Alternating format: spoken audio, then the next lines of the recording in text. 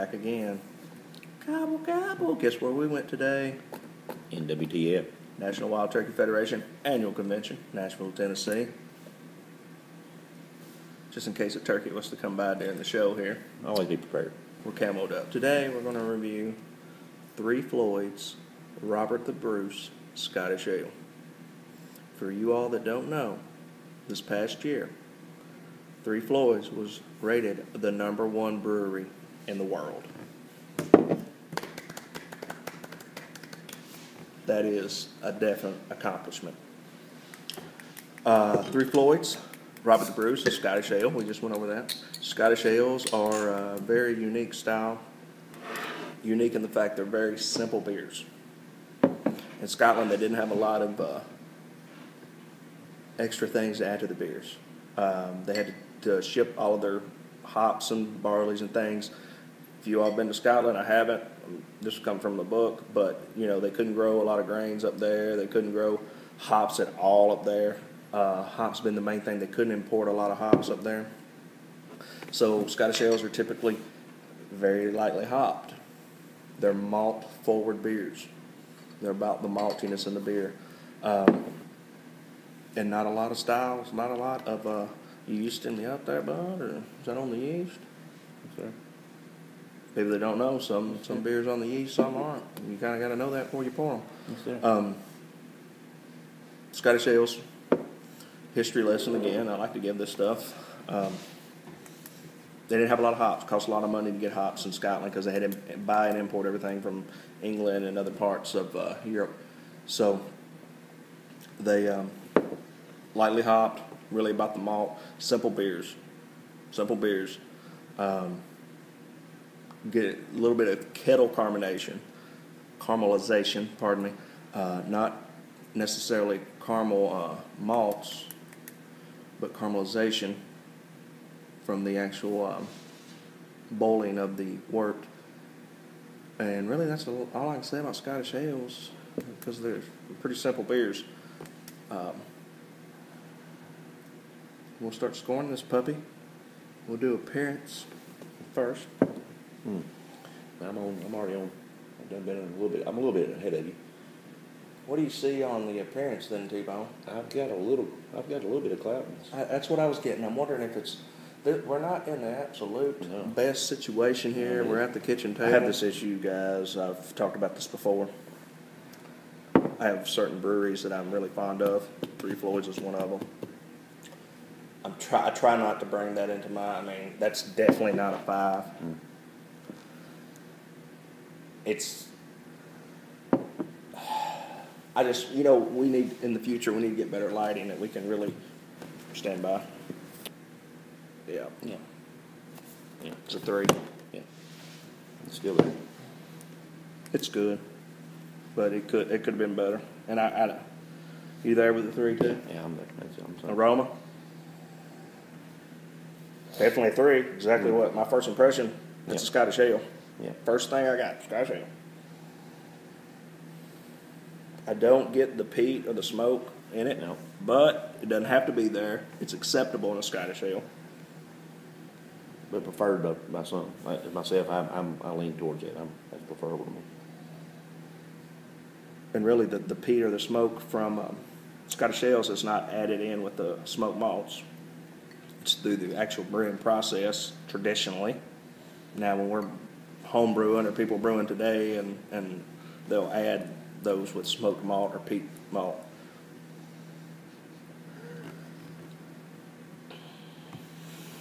Aroma, definitely a 3.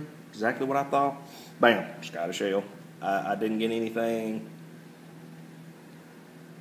We've been debating this point, guys. Fractional, decimals, whatever. To me, definitely a 3. Is it a 4? I don't know. You know what? I'm giving it a 4. You know why? I've had dang good beers, guys, that the aroma is flat. And they're good beers. I'm giving this a 4. And this may be a little bias coming out because I'm really a big fan of 3 Floyds. But it's there. I mean, that's a very prominent aroma. Mm-hmm. And for Scottish Ale, it's definitely, per style T-bone, it's definitely a 4 for me. Now, like I said, for me, I prefer the smokiness to be there. And that's what's going to lead me. At least some hint, just a hint. I agree. And that's what's going to push me up to even to the 4 or the 5. I mean, if it's more pronounced on something, I'll that's going to lead me up to the higher numbers. And so therefore, I'm just on that fact. I'm not saying that's just my preference. I'm gonna stay 3 just because that's my preference. I'm actually looking for that. I enjoy that more so than I just. It might be there. Well, to be fair, this beer is fresh out of the refrigerator. Yep. If we think we need to come back, because if you'll notice when we're drinking a beer, we almost always take a nose of it before we take a sip. So we're going to write T-bone down right now as a 3. Taste. It's a damn good Scottish Ale. Realizing the style. The taste has got. Yeah, I wouldn't when we started off there. It wasn't there. Now the taste has got. Yeah, my foot's sitting there twitching right now from the taste. I mean, the taste has got me. Yeah, I'm. T-bone likes the nose of the smoke. I do too. Don't get me wrong. The only thing about the taste specifically, just talking about that specific category right now, I wish it had ended just a hint more smoky. It's an awesome tasting Scottish Ale, guys. Yeah, it's a 4 for me. If we're judging taste on style, it's a 4.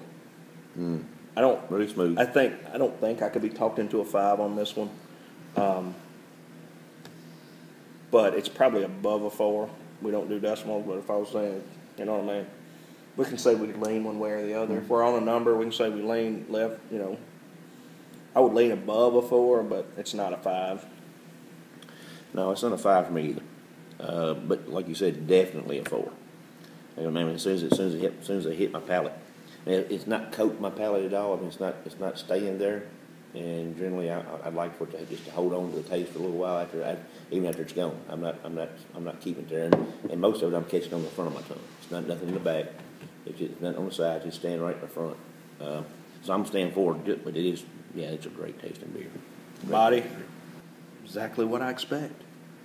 We talked about body being we're starting at a 5, and we got to find reasons to knock it down. Most beers are going to be. I mean, 3 is a bad scoring body for us. Mm-hmm. So this is an area you're going to score well. I have no reason to knock this beer down below for style. Mm-hmm. If this had been a pale ale, and we were that far out, I would knock it.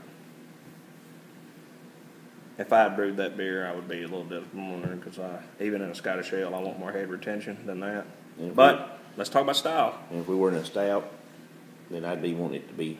I'd want to have a little more clean to it, a little more sheety.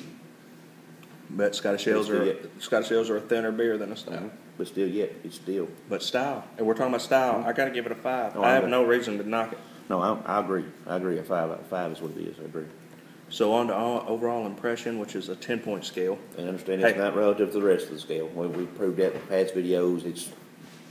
We've scored, and because we're really looking at style in the first 4 categories, and we're trying to judge it by style. We have style in mind here. If we have a stout that tastes like an IPA, yeah, seriously, yeah, yeah. But overall impression is not just style. It's just, do I want to drink this beer? Do I want to drink a lot of this beer? Am I going to spend my good hard-earned money? Or do I regret drinking this beer? Am I not going to finish this beer? Okay. So,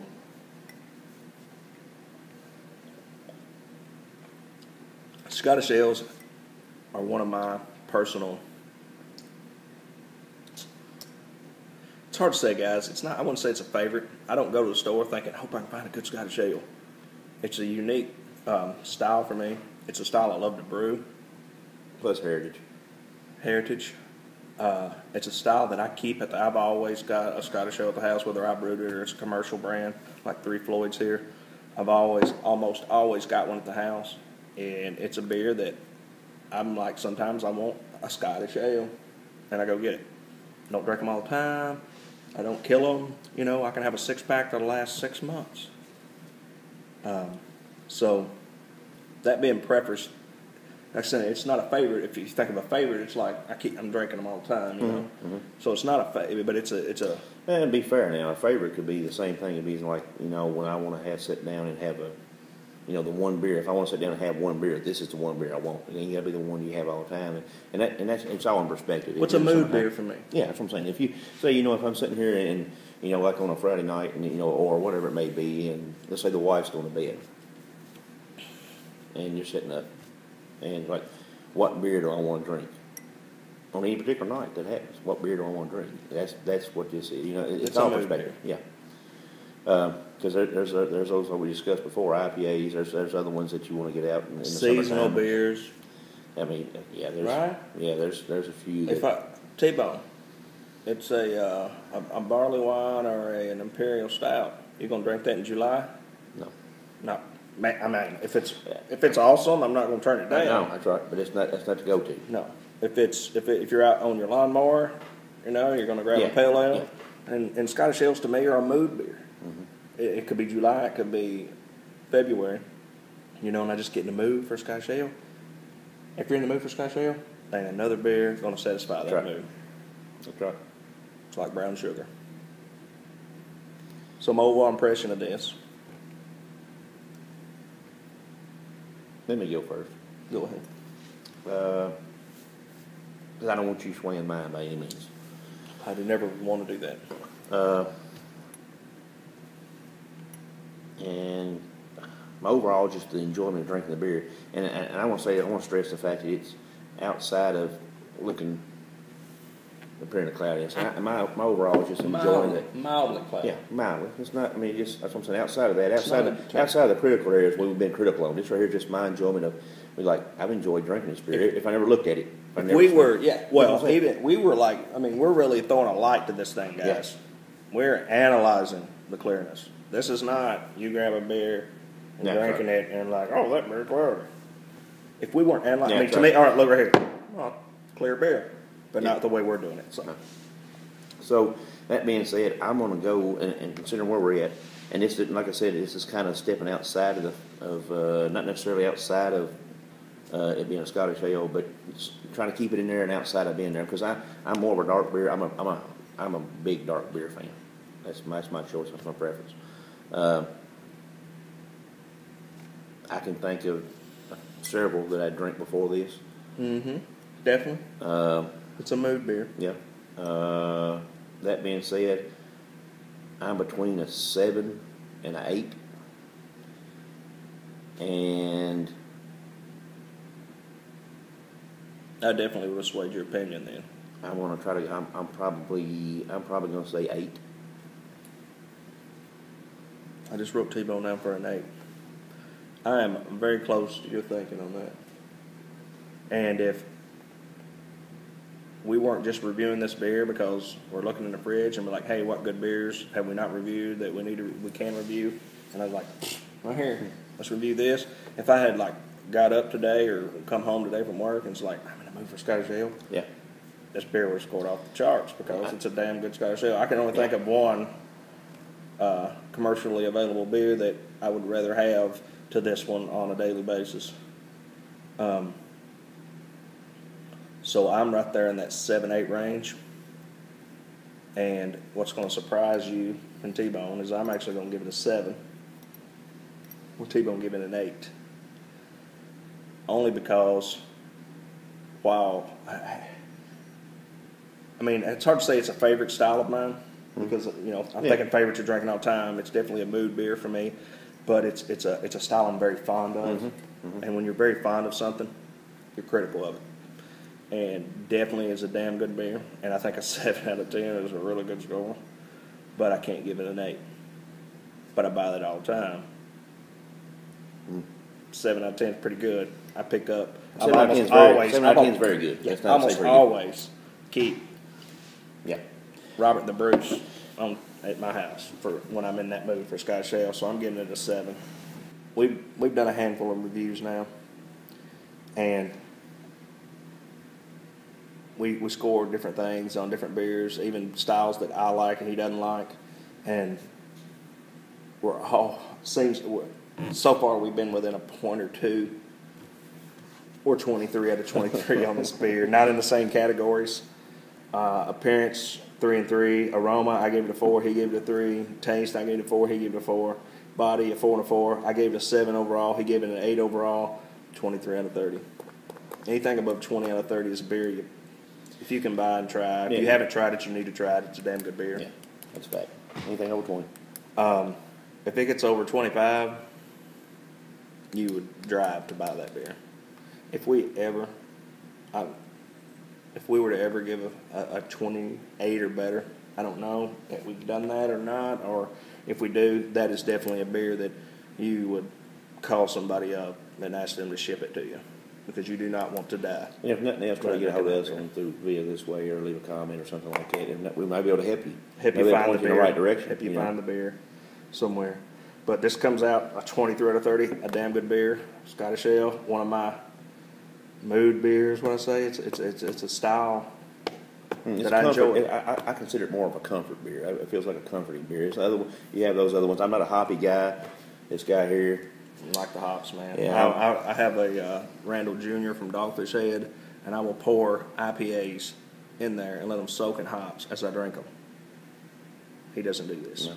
No, I'm not hoppy. Even though it's getting closer to Easter, I'm not a hoppy. But still, yet.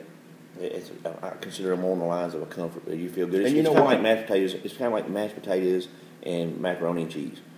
Everybody loves them. We're not supposed to eat them all the time, but by George, there's nothing that feels us like we get that craving for some mashed potatoes and macaroni and cheese. We got to have it. And it's the same way as comfort. I'm gonna have it. That's right. Same way. I want to end this beer on one note. If you want to try Scottish Ale, a Scottish Ale, and you want to know what a Scottish Ale is supposed to be, perfect example. Perfect example of what a Scottish Ale is supposed to be. Yeah, and then actually I feel cheapened if I outside of this. I mean, if anything below this, this actually may change my scale. It'll be like, yeah, I'm probably not going to drink any. I'm probably not going to buy anything below this. No, there are commercially Scottish Ales out there. Terrible. Cheating myself if I buy anything below this. It's my fault if I buy something below this. TNT. Dynamite beer. Drink more beer, guys.